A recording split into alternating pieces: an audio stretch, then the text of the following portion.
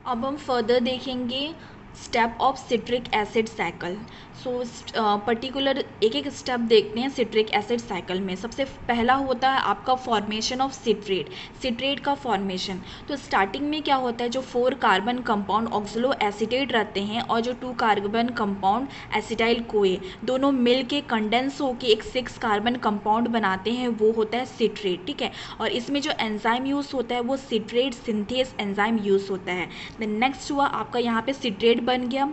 Citrate से हम लोग अभी फॉर्मेशन ऑफ आइसोसिट्रेट करेंगे, सिट्रेट से आइसोसिट्रेट बनाएंगे। सो फॉर्मेशन ऑफ आइसोसिट्रेट, यहाँ पे जो सिट्रेट था वो आइसोमराइज्ड हो जाएगा इनटू आइसोसिट्रेट, और यहाँ पे जो एंजाइम यूज़ हुए हैं वो एक्ोनिटेस एंजाइम यूज़ हुए हैं।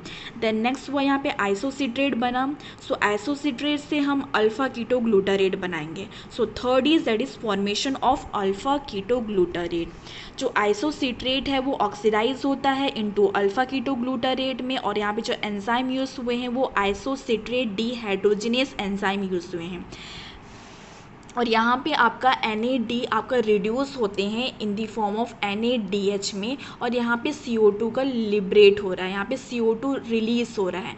सो यहाँ पे CO2 रिलीज हो रहा है, तो जो अल्फ़ा कीटो ग्लूटारेट है वो 5 कार्बन कंपाउंड हो गए।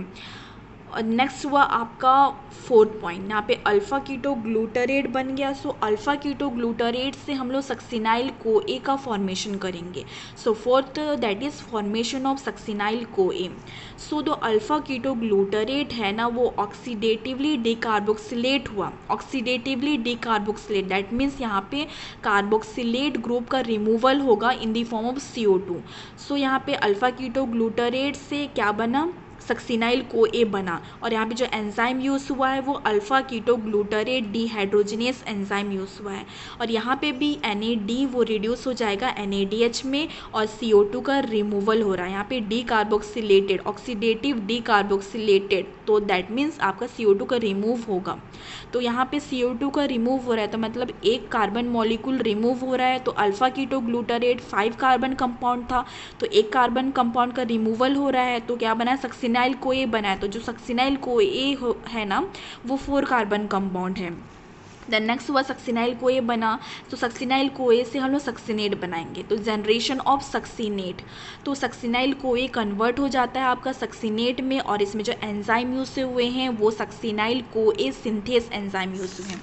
देन नेक्स्ट इस स्टेप में क्या होता है, आपका जो GDP है ना वो उसका फॉस्फोराइलेशन होता है, वो एडिशन ऑफ फॉस्फेट ग्रुप होता है। तो GDP डाई से वो ट्राई बन जाता है, तो GDP से GTP बन जाता है।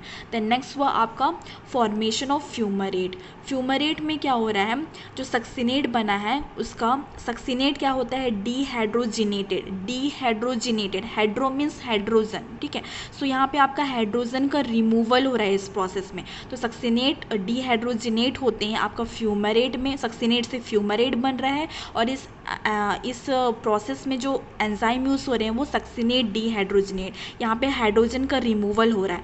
सो ये जो हाइड्रोजन आइटम है ना, हाइड्रोजन आइटम को एक्सेप्ट FAD है ना, वो हाइड्रोजन आइटम को एक्सेप्ट कर रहा है। सो FAD से वो FADH2 बन रहा है। देन नेक्स्ट हुआ आपका फ्यूमरेट से आपका मेलेट बनाएंगे, तो फॉर्मेशन ऑफ मेलेट। तो फॉर्मेशन ऑफ मेलेट में क्या हो रहा है, आपका मेलेट से आपका फ्यूमरेट बन रहा है, और इसमें जो एंजाइम कैटलाइज कर रहा है वो फ्यूमरेस एंजाइम हो रहा है, और इस रिएक्शन में आपका एडिशन ऑफ वाटर मॉलिक्यूल होता है, वाटर मॉलिक्यूल का एडिशन होता है इस रिएक्शन में। देन नेक्स्ट है आपका रीजेनरेशन ऑफ ऑक्सलो एसीटेट, यहाँ पे ऑक्सलो एसीटेट का फिर से जनरेशन हो रहा है, फिर से उसका रीजनरेशन हो रहा है, प्रोडक्शन फिर से हो रहा है उसका।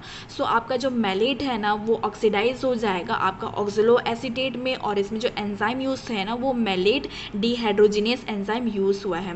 और यहाँ पे आपका NAD है ना वो आपका NADH में कन्वर्ट हो जाएंगे। देन नेक्स्ट हुआ yield of citric acid cycle. Citric acid cycle में क्या क्या बना है देखते हैं हम लोग। यहाँ पे 2 CO2 बने हैं, 3 NaDH2 बने हैं, 1 FeDH2 बने हैं, 1 GTP बने हैं। सो क्या होता है कि 1 मॉलिक्यूल्स ऑफ NaDH वो प्रोड्यूस करते हैं 2.5 ATP, और 1 मॉलिक्यूल्स ऑफ FeDH2 वो प्रोड्यूस करते हैं 1.5 ATP, और 1 मॉलिक्यूल्स ऑफ GTP वो प्रोड्यूस करते हैं 1 molecules of ATP। So total यहाँ पे आपका 3 मॉलिक्यूल्स ऑफ NaDH2 बने हैं। सो 3 मॉलिक्यूल्स ऑफ NaDH2 बने हैं तो 3 हो जाएगा, 3 इंटू, तो 1 मॉलिक्यूल्स ऑफ NaDH कितना प्रोड्यूस करते हैं 2.5 ATP। सो यहाँ पे 3 मॉलिक्यूल्स ऑफ NaDH प्रोड्यूस हुए हैं, सो 3 इंटू 2.5, सो क्या हो जाएगा 7.5 ATP टोटल प्रोड्यूस हो रहा है। और 1 मॉलिक्यूल्स ऑफ FeDH2 वो प्रोड्यूस करते हैं 1.5 ATP। सो यहाँ पे सिर्फ 1 मॉलिक्यूल्स ऑफ FeDH प्रोड्यूस हुए हैं, सो 1 इंटू 1.5, तो 1.5 ATP हुआ।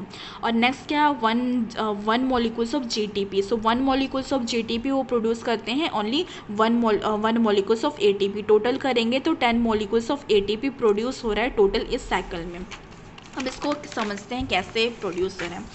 Energetics of citric acid cycle. Citric acid cycle में कितनी एनर्जी प्रोड्यूस हो रहे हैं, कैसे प्रोड्यूस हो रहे हैं वो देखते हैं। तो सिट्रिक एसिड साइकिल में जब प्रोसेस साइकिल देख रहे थे तो उसमें कौन कौन से स्टेप में एनर्जी का प्रोडक्शन हो रहा है वो स्टेप देखते हैं। जब आइसोसिट्रेट से अल्फा कीटो ग्लूटारेट बन रहा है तो वहाँ पे आपका NAD वो रिड्यूस हो रहा है NADH में, तो यहाँ पे 1 NADH प्रोड्यूस हुआ।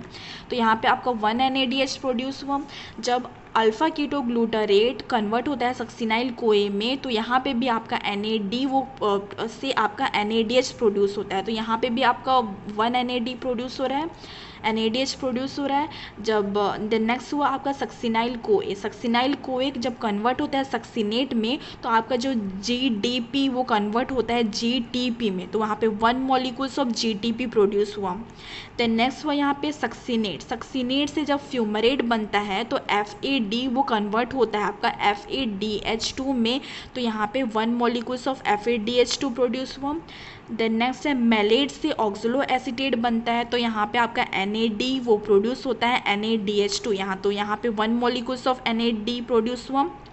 तो टोटल NADH प्रोड्यूस हुआ है यहाँ पे 1, then 2, then 3, total 3 molecules of NADH produce हुआ है।